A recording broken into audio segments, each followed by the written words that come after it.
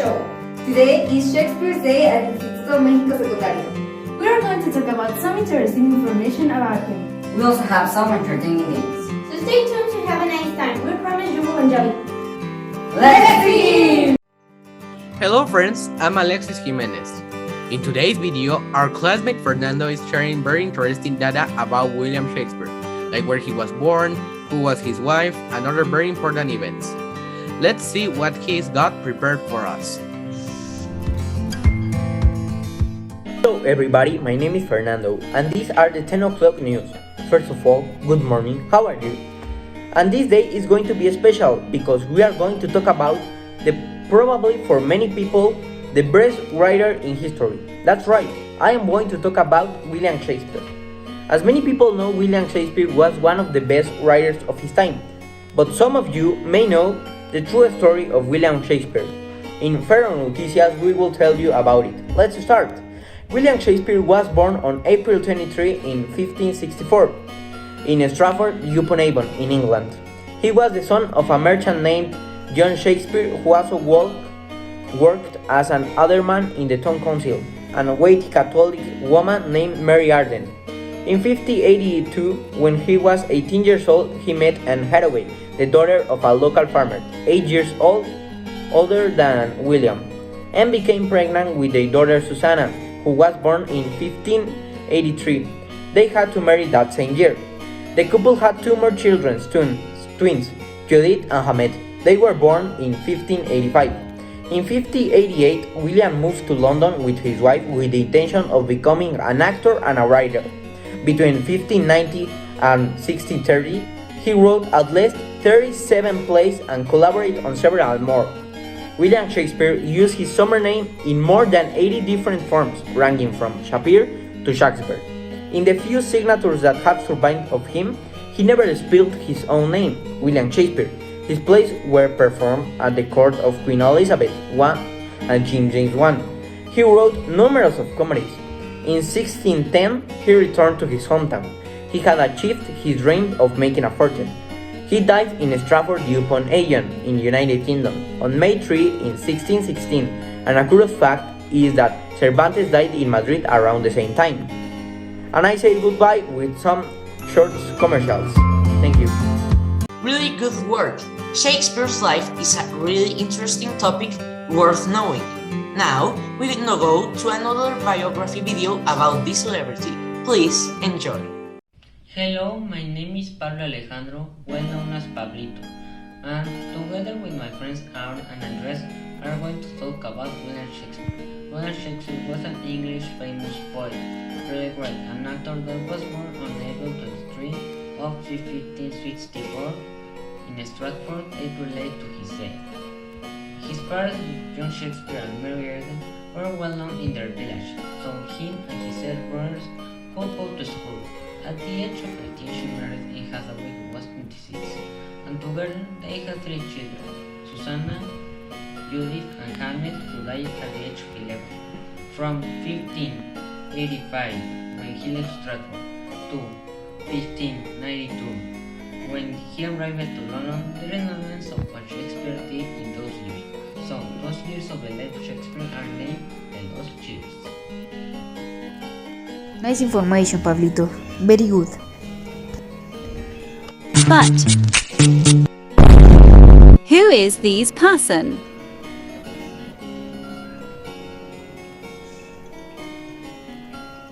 This is a case of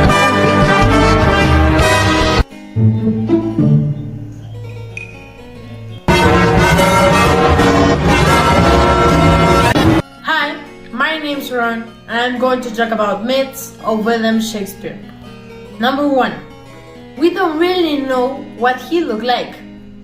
That's a strange, but what do you think? Number 2. He didn't write his own plays. He maybe inspired or copied someone's plays. Maybe Shakespeare lied all his life. Words that he invented. So, lonely, unreal, assassination, and bloody. And I have a doubt with these last 2 words. Why are they written with double letters? If you just write with 1 letter, it's okay. phrases. All of us know this. What is done is done. And there's another one. For goodness sake! Plays. In number 1 we have Hamlet. And did you know that The Lion King was inspired by Hamlet? Number 2, Othello. And that was the first play which included a main character of color. That's great. And number 3, Macbeth. And people said that something bad happens if you say the name. So people prefer to call it the play. Curious facts. It costs £30, which is approximately 837 pesos, to enter to his house. That's a lot. Bye! Did you know that two of the Shakespeare plays, called Hamlet and Much Ado About Nothing, were translated to the language used in the Star Trek show? The name of the language is Klingon. William Shakespeare is extremely famous. With 89,526,124, it's the number of people who have read a William Shakespeare work. 99,456,233 people have used one of his words. 185,244 translations. And 60% of the population have read Romeo and Juliet. Curious facts about William Shakespeare.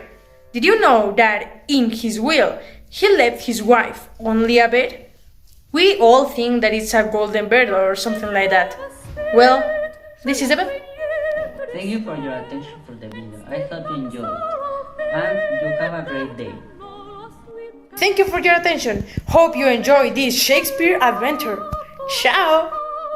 Thanks for your attention. It was a really interesting biography about Shakespeare.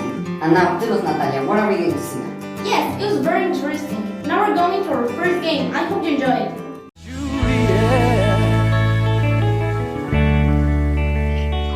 Hi, good night everyone. Welcome to the program The Christian Show. Today we're going to ask some questions about a famous writer. Do you know who I'm talking about? Yes, I'm talking about William Shakespeare. And our contestant today is Paola. She will help us to know more about this writer with some questions that we will ask her. So, Paola, are you ready? Yes. So, we start with the game. Okay, the first question is Shakespeare's most important work is A. Romeo and Juliet, B. Harry Potter, or C. The Little Prince? Yes. Romeo and Juliet. Is correct. What is the most important contribution to the literature? A. His TikTok videos, B. Most influential writer of English letters, or C. Oscar Award winner? The most important, the most influential writer of English letters. Correct.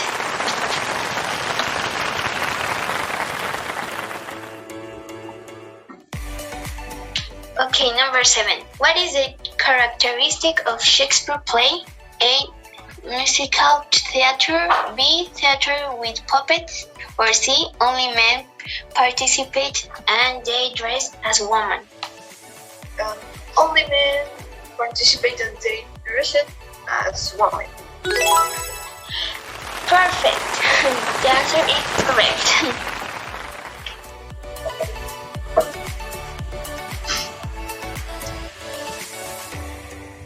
And last question.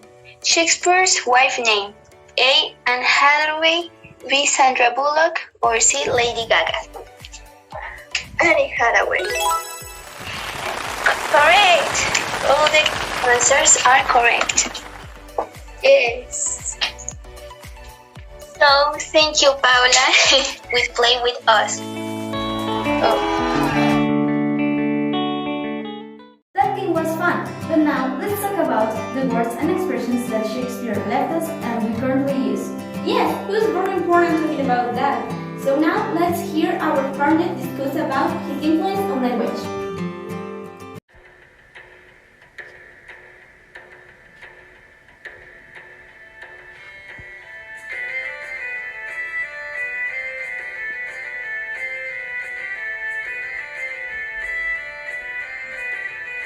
Welcome to the Shakespeare channel. Today we will talk about the influence of Shakespeare in everyday English.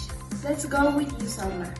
Thanks. Now we're gonna talk about how the writings of William Shakespeare influenced the English language, as his works contribute to standardizing English language rules and grammar in the 17th and 18th centuries. The introduction of new words as well as phrases had greatly enriched the English language, which made it more expressive and colorful. Without him, our vocabulary would be just too different. Some believe that Shakespeare was the first to use about 1,700 words that were created by borrowing from other languages, changing verbs into adjectives or nouns and vice versa, adding suffixes and prefixes and connecting other words as well as creating new ones. He had several phrases that are still very much a part of today's language conversation, such as "all that glitter is not gold," which is used to say about something that seems to be good on the surface but might not be when you look at it more closely. An identical expression does appear in Shakespeare The Merchant of Venice. "Love is blind." It's used to say that people do not see the faults of the people that they love. "Cruel to be kind" is to cause someone pain for his or her own good. The phrase is used by Hamlet after he has berated his mother for her infidelity to the memory of her deceased husband. To be or not to be, that is the question. The origin of this quote is when Hamlet discusses how painful and miserable human life is, and how death, especially suicide, would be preferable, will it not be, for the fearful uncertainty of what comes after death. Invented words. Gloomy was formerly a verb that Shakespeare turned into an adjective. He used this in Titus Andronicus, in Merchant of Venice. He introduced the word laudable. Majestic was from the word majesty, that first used in the 30s, while majestical was used initially around the 15th.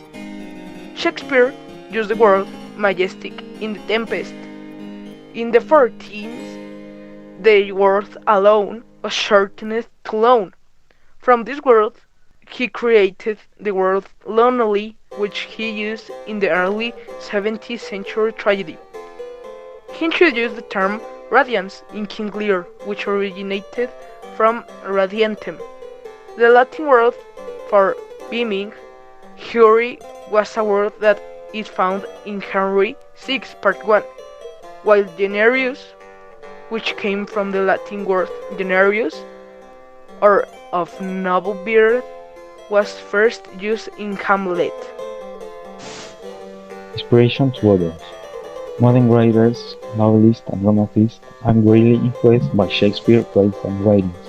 Shakespeare has greatly influenced authors such as Hermione Melville, Charles Dickens, Thomas Dickens, and William Faulkner.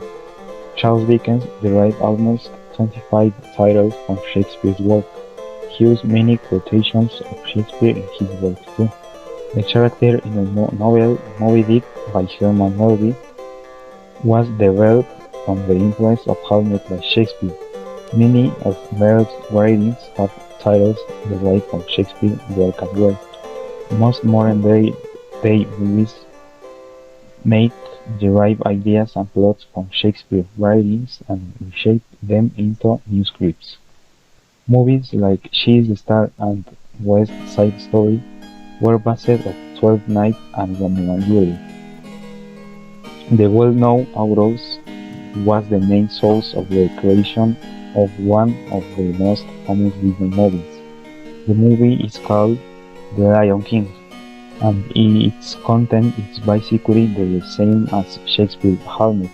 The movie Shakespeare in Love is about the path that the author took to write one of the most famous works Romeo and Juliet, and while he writes his work, a young woman falls in love with him.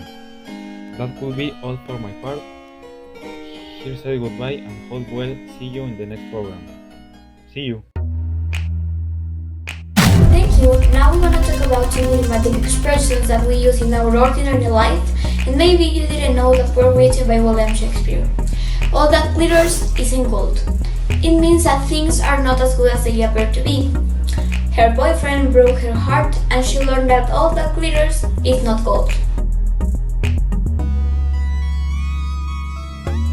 A heart of gold. We use it when we are describing a kind person. She taught me many things. She has a heart of gold.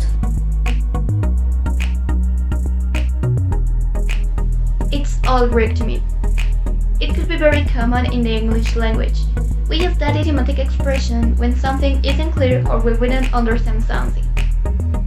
My uncle and my dad were talking about the last football game, but it was all Greek to me. The viol and the anal. Normally used to say that a thing is not as important as another. For example, having new clothes, it's not the viol and the all. Clothes makes the man. It means that people get judged by the clothes they wear. For example, he was using a suit for his interview. Just as I say, the clothes makes the man.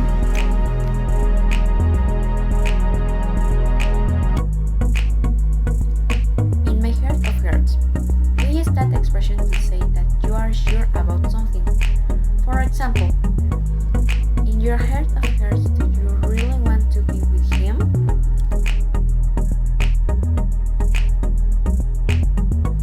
Neither rhyme nor reason. It is when something doesn't have logic. An example could be if look over the document but really isn't no rhyme or reason to it. Wear your heart on your sleeve. This idiomatic expression is very useful and common when you want to express your emotions openly or when other people notice them easily. For example, she's a sensitive person and wears her heart. Wild goose chase. This is a very interesting idiomatic expression. You can use it if you want to investigate something but it doesn't work. For example, some government official sent reporters on a wild goose chase. The word is your oyster. If you say that the word is on someone's oyster, you mean that they can do anything they want to. If you learn any language, you will have the word in your oyster. To break the ice. We call this way the action of reducing our initial social tension. An example is, I was with a friend that I not seen a long time. It was awkward, so I tried to break the ice.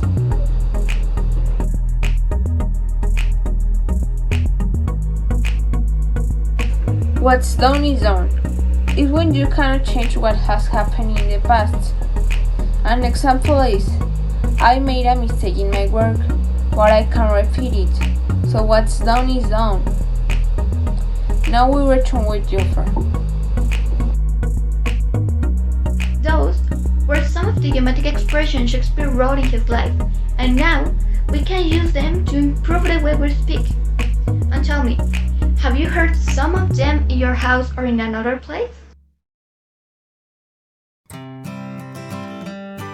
Great work to our partners. Now we go to another game show, the question show. Yes, game shows are my favorite section. Now, let's go with our friends from level 1 and 2 to show us another game.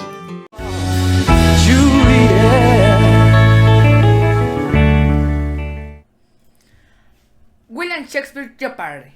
Number 1. Where was Shakespeare born? Shakespeare born in Stafford, United Kingdom. Correct. In what day he born? In April 23, 1564. Correct.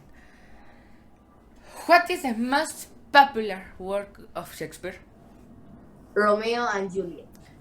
It is correct. Who married with Shakespeare? Anna Hathaway. Is Anne Hathaway, but is correct. Okay. In what day he died? He died in May 3 of 1616. It's correct. How many children did he have? He has 3 children, no? Yes, it's correct. Okay. What are her names? The names of the children of Shakespeare are Susanna Helmet Shakespeare and Judy Quinn. It's correct. What genders do he write? Can you repeat the question? Yes. What genres do he write? Tragedy, comedy, and fantastic. It is correct. At what age did he die? At 52 years old. It's correct. What other things he wrote? Helmet and Hotleo. It is correct.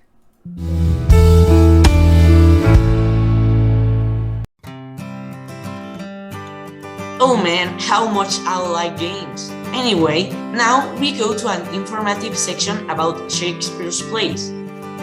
That's right. I don't know about you, but I've been waiting for this one. So, let's get started. Shakespeare. What can we not say about him? One of the greatest minds that has stepped our planet. Thanks to his great work as a playwright, poetryist, and writer, all his knowledge has been well conserved through the pass of the time. As you already know, William's most famous work is Romeo and Juliet, a love story but also a tragedy one. The play was written during the year of 1597. The story takes place during the Renaissance period of Europe. The story is basically a love between a couple of teenagers, a little bit crazy, who end up committing suicide for each other. Let's meet Romeo. He's a young, handsome, and brave guy who lives in a little town from England, where his family is powerful and rich. There's nothing in his life that could go better except for a girlfriend. By the other side, we have Juliet. She's presented as a submissive and docile lady, daughter of another important family from Verona. She's not interested at all in love at the beginning of the story. By chance of fate, the teens meet at a fancy party and supposedly fall in love at the moment they see each other, and Romeo starts talking to Juliet and end up kissing. They start an intense and very discreet relationship, since their families hate each other. With the help of a friar, they can secretly see and spend time together. Juliet's father wants her to marry a prince much older than her. When hearing the news, Juliet decides to tell her family about the love affair she has been having with Romeo. The father gets mad at Juliet and tells her that he will disown her. Juliet, together with the friar, made a plan to avoid her marrying the prince and carry it out. The plan consists of pretending that Juliet is dead with a potion of sleep and then living with Romeo. In this part of the story, many problems come up, so let's summarize a bit. The friar sends a letter to Romeo to notify him about the plan, but he never receives it. After various events, Romeo searches for Juliet and finds her dead. At seeing the event, Romeo gets devastated and decides to commit suicide by drinking the remaining poison. When Juliet wakes up and watches Romeo dying, she doesn't even think about it and also kills herself with the knife of Romeo. Wow, what a great ending. You couldn't expect anything better, right? We would like to end by thanking you for your attention. We hope you liked the video. I'm Regina Sanchez Gomez, and I'm a reporter. Today I'm going to read this interview, talking with the poet Shakespeare and with the characters of his most important plays. Also, we are going to have opinions of the public about the Shakespeare plays. Let's start with Juliet of Romeo and Juliet. Juliet, tell us about yourself and your story. I'm Juliet Capuleto, one of the main characters of the most important Shakespeare plays. My story is inspired by Luigi da Porto, and I'm born in 1597. My story is about a love that burns in a deep hate of two different families. Even if we were enemies, we fell in love. But this love story ends with the tragic death of my love Romeo and me. Maybe it's because Shakespeare wanted to show the people that not every love story ends with a happy ending. As you can see, Romeo and Juliet is one of the most important plays of Shakespeare, and it's still known nowadays. Thank you, Juliet, for this information. Now let's continue with Hamlet. Hamlet, tell us about you and your drama story. I'm Hamlet. My story was created by Shakespeare, and it was inspired by the legend of Hamlet. My story is about the revenge of the murder of my father, and his appearance as a ghost, being considered crazy and sword fighting, ending with the murder of the king, and my death by poisoning, leading the kingdom to the Prince Fortinbras. Okay, thanks Hamlet. Now let's continue with the opinion of the public. My opinion about Romeo and Juliet. I think it's interesting because they fight for his love, and with those who oppose. I think Hamlet is not only the tragedy of the revenge, otherwise the tragedy of the doubt. Now, we are in the most important part of this interview. Let's continue with Shakespeare. I'm William Shakespeare, and as you should know, I'm a poet and a playwright, but we all know that information, so let me give you some interesting facts about me. I died without offspring because of the death of my 11 years old son, named Hamlet. I introduced 1,700 words to the English language. There is no right form to write my last name. My date of birth is unknown. More than 60 characters on my plays die. My real profession is actor. And my last words were, before you give up, try. Before you die, live. There is no legacy richer than honestly. This is all for today. I hope you like it.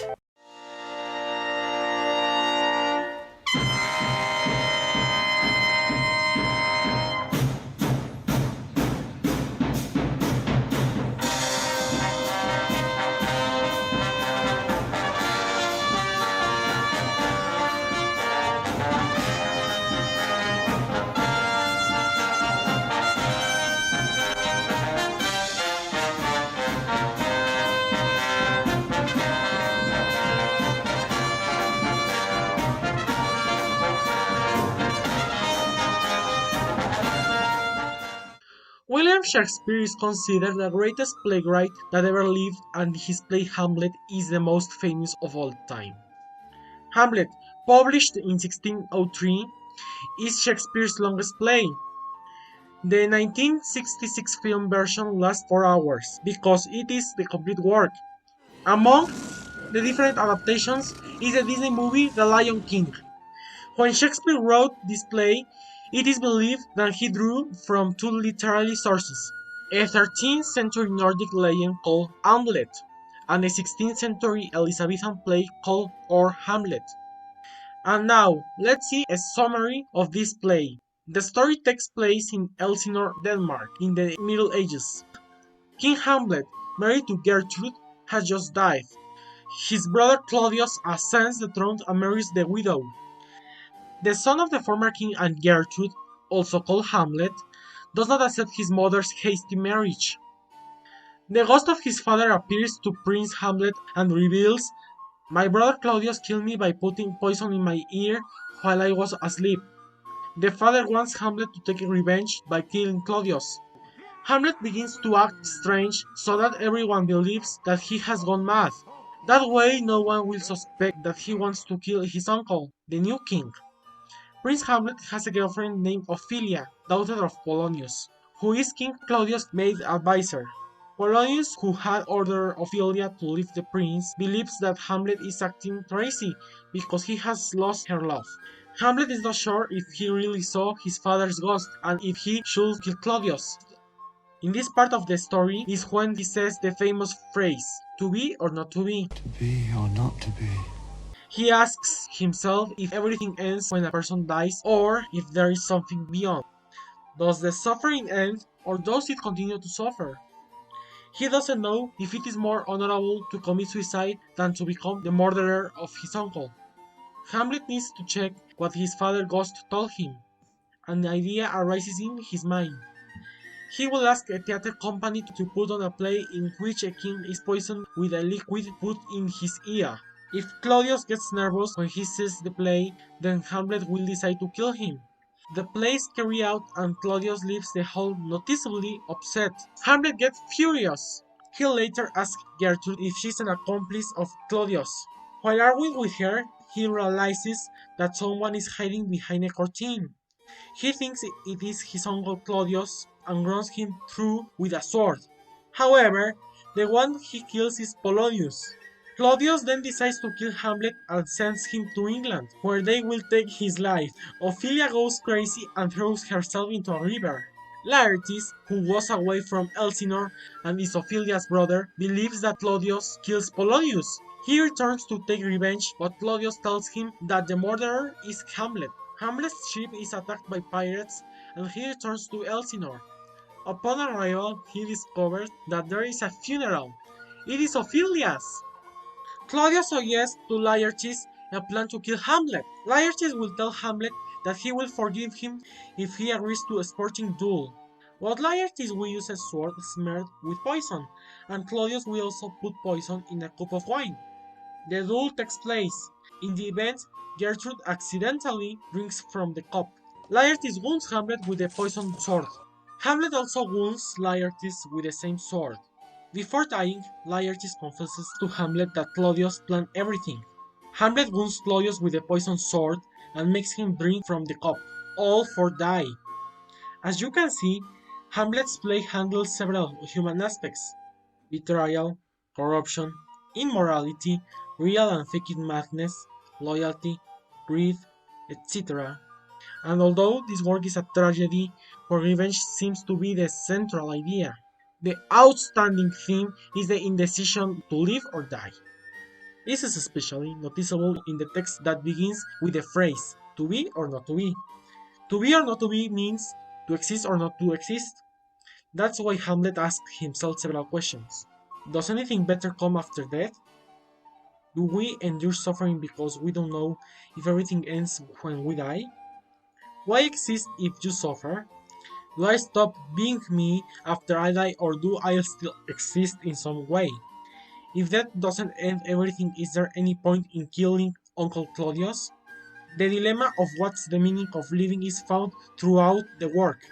It is a question that the human beings always ask. That's why Hamlet is a universal play.